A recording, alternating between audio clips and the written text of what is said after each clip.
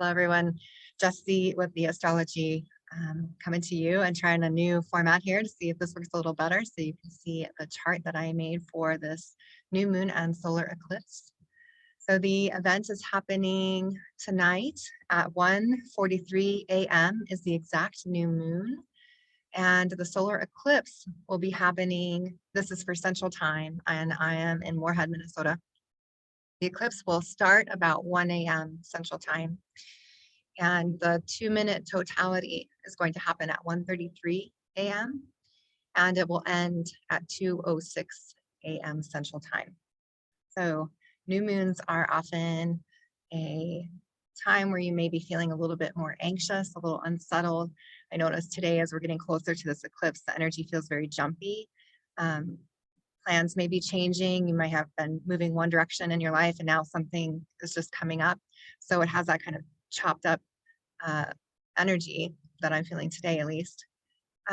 Solar eclipses can mark a change for like the next year. So the eclipse is inviting us to consciously look at aspects of our lives that we would need to change. And sometimes if we're not consciously looking to make those changes, then we have that kind of Pluto experience where we're pulled into a change. And we have this kind of underworld experience as life kind of forces us to do change the hard way. So I invite us all to just consider the ways in which the energies are inviting us to go with the flow a little bit. And when you notice that things aren't going the way you planned or the way you wanted, that we're practicing non-attachment and getting to the place of acceptance for what is, and then going from there. I'll lead you through this event chart and share a little bit more of the details of what's happening. You can see over here, the sun and moon are together in Sagittarius at 12:22. And right next door is Vesta, the sacred fires. And on the other side, Mercury, the communicator, the trickster, the one who helps with transformation and alchemy. So there's a lot of support of this sacred fire. Mercury could also be a priestess aspect that's mediating two different aspects, which is really, I think, what this eclipse is calling us to, and this big change that's we're being called to move through in the next year, because this degree down here, 12, almost 13, Sagittarius, is the ascendant for the US natal chart. So the change that we're being called to as a nation, that Sabian degree, 13 Sagittarius, is a widow's past is brought to light. So this degree can have to do with rumination of being someone who's experienced loss, and on the positive side, like reviewing the past so that you're really receiving the lessons of the past. And the negative aspect is kind of getting stuck in the past or doing it too much. But I sense that with the United States, as I've been studying this chart a little bit more and the US natal chart, that across the chart is Gemini. And so our partner as a country is to master the energy of the twins. And oftentimes our country is filled with a lot of like duality or us versus them. And I think in some ways we've built up a lot of karma, or there's a lot of past history that we could consider about the ways in which we are wrestling with the ideals and the dreams of freedom and liberty and all of these foundations that our country was built on. And also some of the shadow sides of who has been the other that we've demonized. And how have we become a country that's so polarized around whatever issue tends to be arising, that we have this kind of polarizing society sometimes. And Gemini is asking us to master the poles. It's the mutable sign of the air signs. And so it's really the height of the air masteries. It's dissolving now, which is too stuck in the air, and bringing things more into their nectar and coming into, instead of polarity and duality, of seeing the other as a sacred mirror for yourself and being able to dance with the other and to see the sacredness in the other. So I would guess, looking at this chart in this eclipse, that we're all going to be challenged to move deeper into those ways in which we've done this Nazi Germany thing already, or we've done witch burnings already, or whatever it is that we are finding ourselves in a loop of repeating, to really hit the mark as Sagittarius wants to reach for the stars and reach for that noble ideal that our country was founded on, and to find it again, to really become conscious of what we're projecting onto the other, whoever the other might be, and how might we treat the other with more respect and see the sacred mirror in the other rather than the demon or something that we don't like. Those are the kinds of changes that I see coming for our country. Opposite for this eclipse in Gemini is Black Moon Lilith. She's almost exactly opposite Mercury. So Mercury is mirroring the void in the sky. Black Moon Lilith is a void that is detectable on radar. And so we're not only looking into the twin, into the other, and into duality, but we're looking into literally the void or the cosmic yoni, and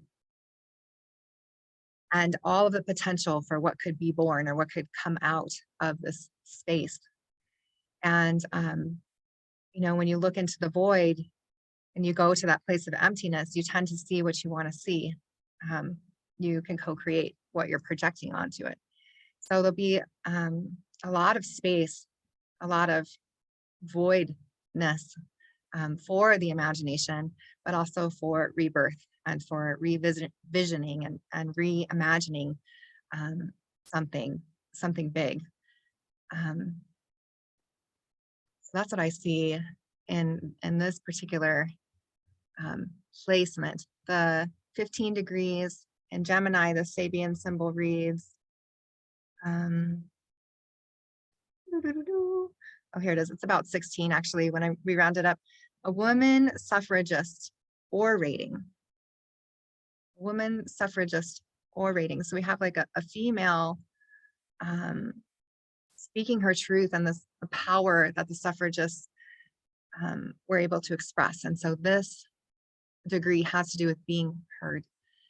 And maybe the change that we're being called to do is to listen, to be receptive, as the feminine is able to do, to really receive what the other is saying, and to also speak our truth and to continue that work that the women suffragists did to continue to advance the liberties, to advance the equality.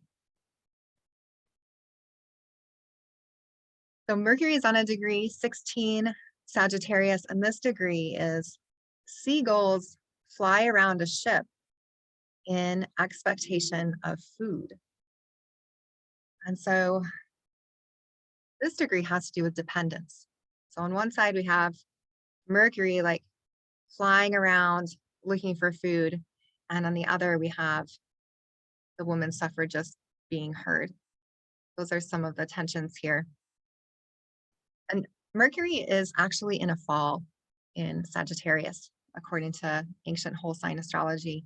So we're not always getting the best out of that Mercury placement in this particular alignment. So watch for, that trickery, that lies being told, or things being done in that fire element that,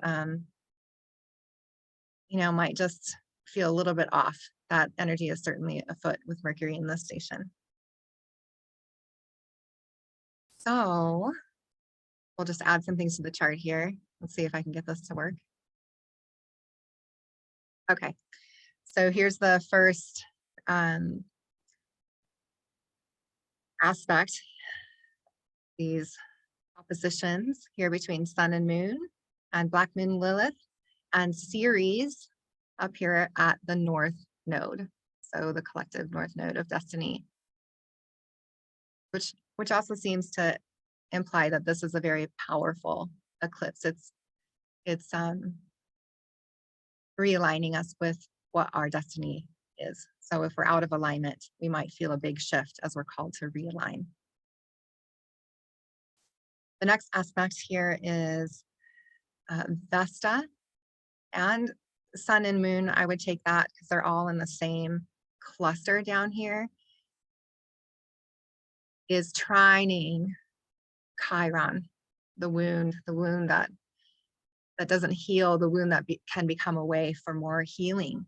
So when it's a trine, we have the positive aspects are flowing more easily. And so again, that invitation to be introspective, to notice the wounds that are coming up and to do the deep dive so that the underworld doesn't just pull you in, but you're willing to look at the past and to make right some of the wounds of the past. Next aspect, we have Mars trining Neptune. Mars is at 23 Scorpio and Neptune over here at 2024. So could be steamy. We've got Pisces with Neptune, so watery element, and Neptune just went direct. So Neptune is definitely starting to move through that Piscean energy we were reviewing for a while. And with Mars in a trine, again, they're flowing together, they're working easily together. So it could create some really passionate, steamy, mystical energy. Mars is a ruler in Scorpio, and so really in a strong place over here, bringing that I will energy, and in that water sign as well, you may be experiencing more of that Martian expression of self, or that strong drive for power. Mars can also bring that kind of energy and display of power. Scorpio also rules secrets, and so more of those may be revealed as Mars makes his way through the rest of Scorpio. Mars is making a square with Jupiter. So squares are going to bring tension, friction, and kind of that energy of something maybe getting so tense that it eventually explodes. With Mars, there can be explosions. Jupiter in Aquarius is an air sign. So, big ideas, Jupiter's making bigger, and then squaring this like deep, watery, passionate Mars energy. So just be mindful that tension is going to be activated in this eclipse. And if you have personal placements here, that will also affect you more deeply. So next we have another square, Eris square Pluto, which has been happening for a little while. And Venus is starting to join Pluto down here. Venus is at 2219 for this event, and Pluto is at 2507. So she's moving closer into relationship with Pluto right before she goes retrograde. So Venus is going to be retrograde from December 19th until January 29th. And she will be transitioning and out of sight, moving from being an evening star into being a morning star and a battle goddess. And the last time she went through this transition was in, I think it was in June of 2020. And I remember this transition, and I'm kind of like hesitant. I'm nervous about this because when Venus went retrograde last time was when we had our yurt fire. So we definitely were experiencing our own sort of underworld experience here. And so I'll talk more about that. I'll do a whole different video just on the Venus retrograde because there's so much I can go into. So both Venus and Pluto are squaring Eris, who's the goddess of chaos. That's just what we need. It's a little more chaos in our life. So sometimes you just got to shake things up, keep shaking it up until everything shakes out, I guess. So Eris really serves to make things that are deep in the unconscious conscious. The story of Eris is that she, well, it's a long story. I won't go into all of it, but she's not invited to a wedding, but she comes to the wedding anyways. And she brings a golden apple as a gift and says it's to the fairest. And all the goddesses start fighting over who's the fairest. And so Eris illuminates maybe some of those deep conflicts that are in our psyche that we might not show in our public persona. We might act like, oh, we're all love and light and everything's fine. And Eris comes in and goes, oh yeah, are you sure? And kind of throws that little apple. So like, whoa, turns out we have all these issues. But the good thing is that when you see the issues, then you can work on them. When you make them conscious, then they don't possess you from the unconscious, but they can become helpful mirrors of wholeness. So that's the gift that Eris brings to that. So just be mindful that that square is also going to be activated in this eclipse. And we still have that same square we've had most of 2021 with Uranus squaring Saturn. Now this is ramping up from now until December 24th, Christmas Eve. Saturn and Mars are headed into another exact square. This has been kind of the theme of this year, and we've been experiencing a lot of tensions of regulations, mandates, a kind of Saturn energy in Aquarius of here's what you can say, here are the rules, here's the structures, all of that kind of energy being imposed. And Uranus in Taurus is holding the energy of freedom on earth, freedom for like creative genius, honoring the earth element in and of itself, the wisdom of the earth, those things that are very grounded and deep within the earth. So it could also be energy of native wisdom, ancient wisdom, taboo, secrets.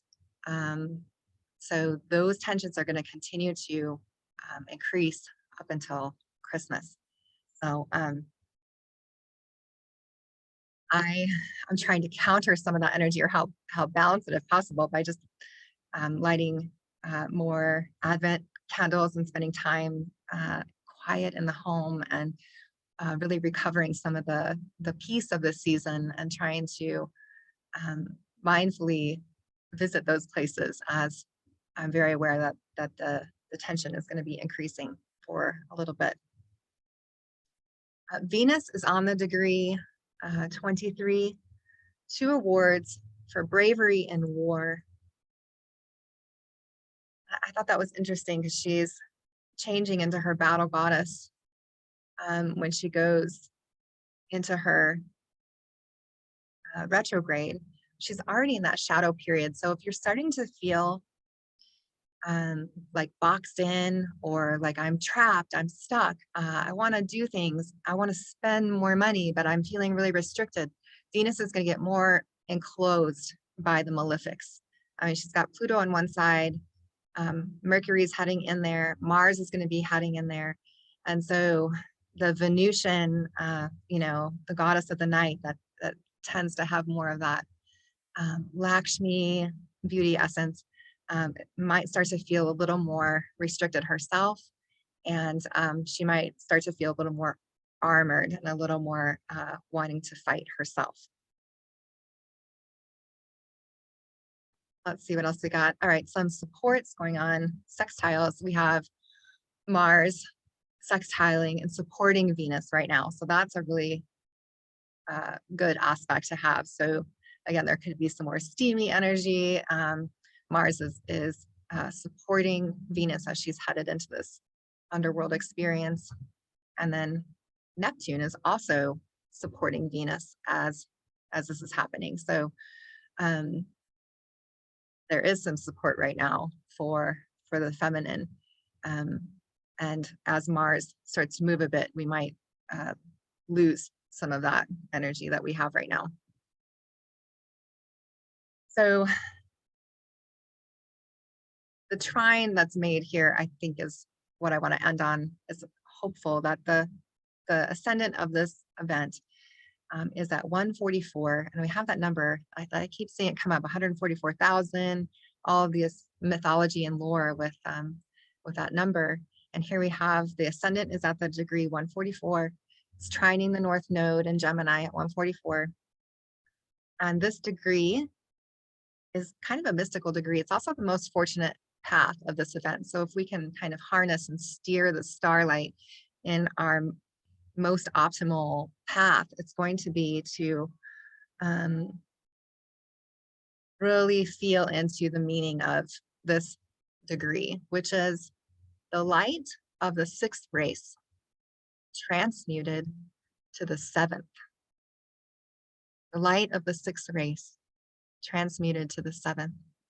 So this degree has to do with being at a threshold, and it's trining the North Node. It's helping us hit our destiny as a human race.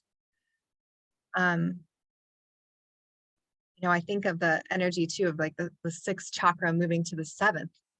It talks about a big evolution or transmutation of consciousness and even enlightenment. So that is the potential that I feel this eclipse has if we can kind of stay out of some of the hairier waters of the squares and be reminded about who our sacred partner is and how to hit the mark with our ideals in a way that is truly mending the wounds of the past. So I did want to do a card reading to close for this event, and I just didn't bring my cards with me, so let me go grab them. Right over here.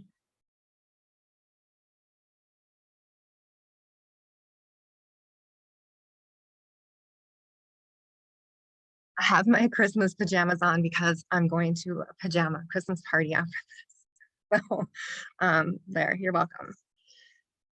All right, I'm going to pick from two different decks. The first one I'm going to pick is, this is my new Viking deck that has the runes with it, which I'm so excited. It's pretty awesome. So I'm going to pick one card to guide us through this solar eclipse energy. This is the one right here. Oh, Fenrir. Yes. Okay.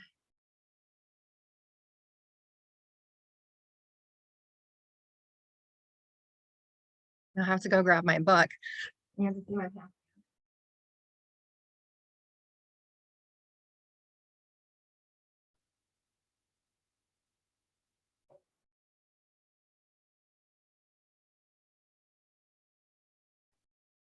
Right.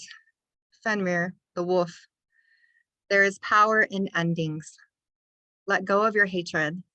Belittling others to make yourself feel superior is never wise. Do not automatically fear those whom you may not fully understand. First impressions are not always correct. I am ravenous, my mouth open, the yaw lined with great white teeth. I chase the light. I eat too the darkness you offer. My eyes see all, yes, even you. I taste the flesh of the betrayers. I wait soon. That seems very fitting for the astrology reading as well. And the next deck I have is this set called Magical Dimensions.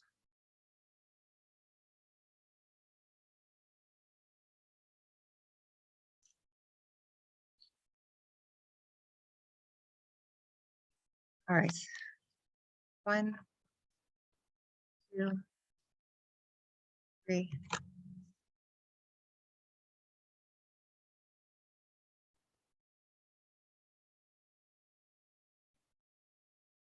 Oh, adventure, innocence, play, discovery.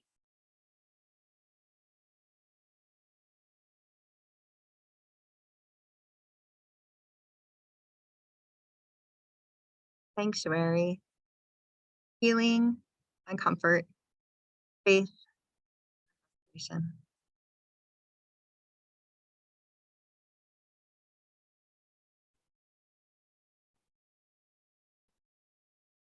Ice Queen, introspection, self-analysis, and fortitude.